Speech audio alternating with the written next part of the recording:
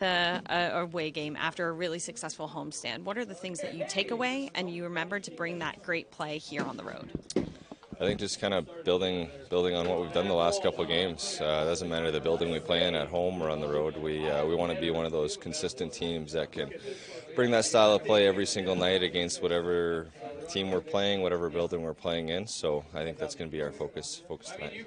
And just looking at the last time you guys played, they really shored up their defensive structure and they're really physical. They're battling, they're forechecking hard. When you have those obstacles, what can this team do to counteract that?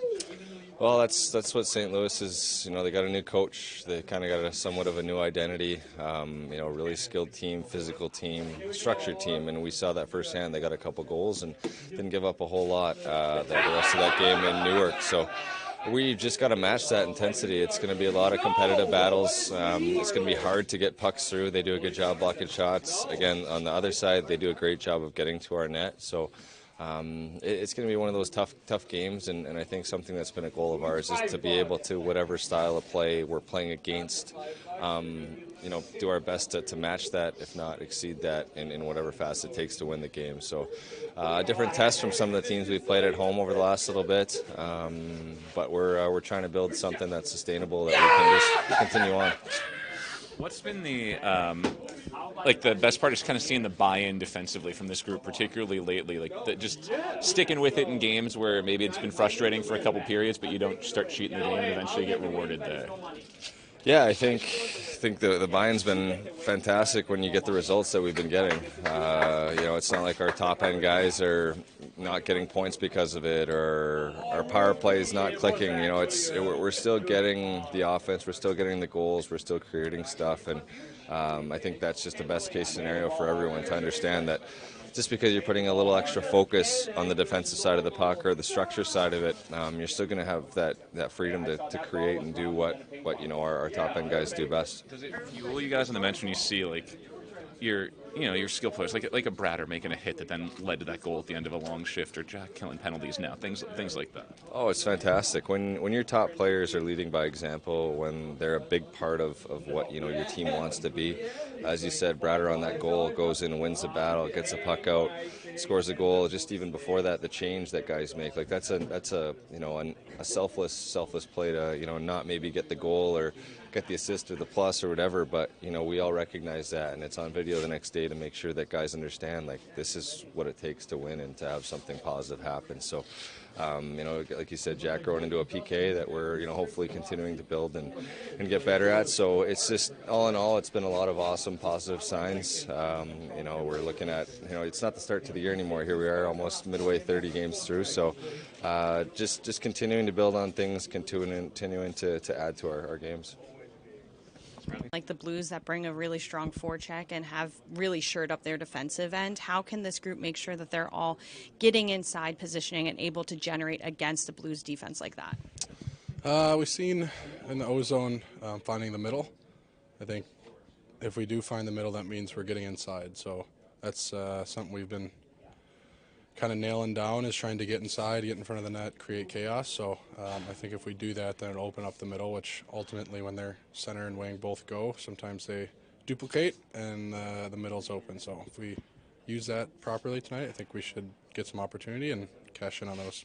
When you look at just how this team is building off of a really strong homestand, and then you come into a road trip, and this is an area that the Devils feel they play very comfortably on the road, how can you use that confidence and the lessons that you guys learned on the homestand tonight? Yeah, I mean, it was obviously really nice to be home for however long that was. Felt for forever, so it's awesome. Get your home games, home cooked meals, all that type of stuff. But on the road, it's same message. Try not to change anything. Obviously there's going to be teams that have their home crowd now, and so we got to use that to our advantage and somehow. Collectively, what can you say about the physicality, especially your game, because you picked up 4 hits in the previous game against the Blackhawks? Yeah, I think it's important. It's one of my biggest assets, I believe, and I think our whole team needs to do it. We all have the ability to, and especially against a team like St. Louis, they're hard and physical and a pretty good forecheck. I think they're first in the league from what I've heard. So we got to give it back to them. The forecheck needs to be just as good as theirs, if not better, and If we're finishing our hits on their D, they're not going to like it. Obviously coming off a couple of the best defensive games of the season for this team, where have you seen like the connectivity grow as a group so that you're all kind of connected in the structure? I think it kind of comes off the ice too with that type of thing.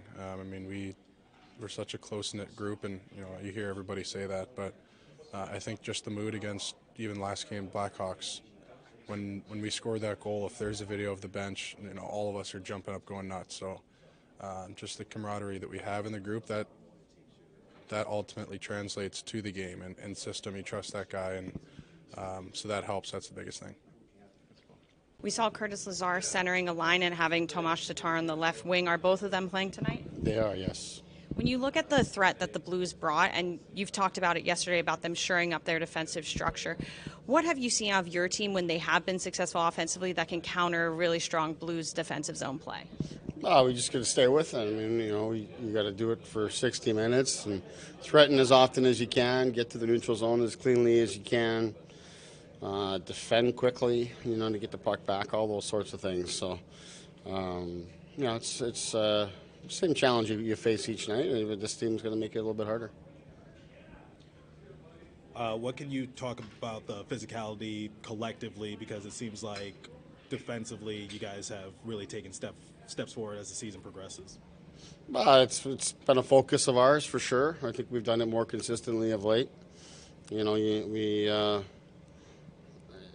need to close quickly and end plays quickly, and all that stuff requires a physical element. So, we've got some players that can bring that element, but it's been pretty consistent throughout our lineup. Sheldon, we've talked a lot about Heischer's line and what they've done against the opposing top guys, and they get help from the defense period put out there. Because my point is, with the focus on Nico, what about the wingers? What are they doing? What's a guy like Timo Meier doing to be able to maintain that position and be as strong as that line's been? Yeah, well, Timo specifically, to me, has done really great work on the forecheck. Really moving his feet, getting on top of defensemen quickly. And when he does that, it allows the line to be in the offensive zone. It's the best way and easiest way to defend against top players, is to make them have to be in their own end. So Timo does a really good job of that. He's also tracked really well, comes back, just as hard towards our end as he does, on that forecheck. So all that stuff has been good. When he has the puck, he holds on to it. So those are all really important elements, when you're playing against good players. Brett Pesce obviously been playing really well over the last month plus, but he's getting rewarded points-wise now. Are you seeing him any more comfortable in finding his spots in the offense, or do you think it's just a matter of pucks going in for him or going in off pass? Yeah, I think there's a little bit of just, good fortune coming his way after doing so many good things early in the year, and he just maybe didn't get rewarded. But I also just think our team's taken some steps. I think we're on the same page more offensively, in the offensive zone especially. We've had a real uptick in our time spent in there, and I think we're more in sync. A little more practice time that we've had here through November, and that I think has really helped us. So I think all those sorts of things. I think our defense in general is contributing more, but Pesce specifically, I think, has certainly made some good plays, and he and Luke are spending a lot of time on the offensive side of the puck too in the O zone. Jacob Markstrom. Marky's in that, yes. Thank you. Thank you.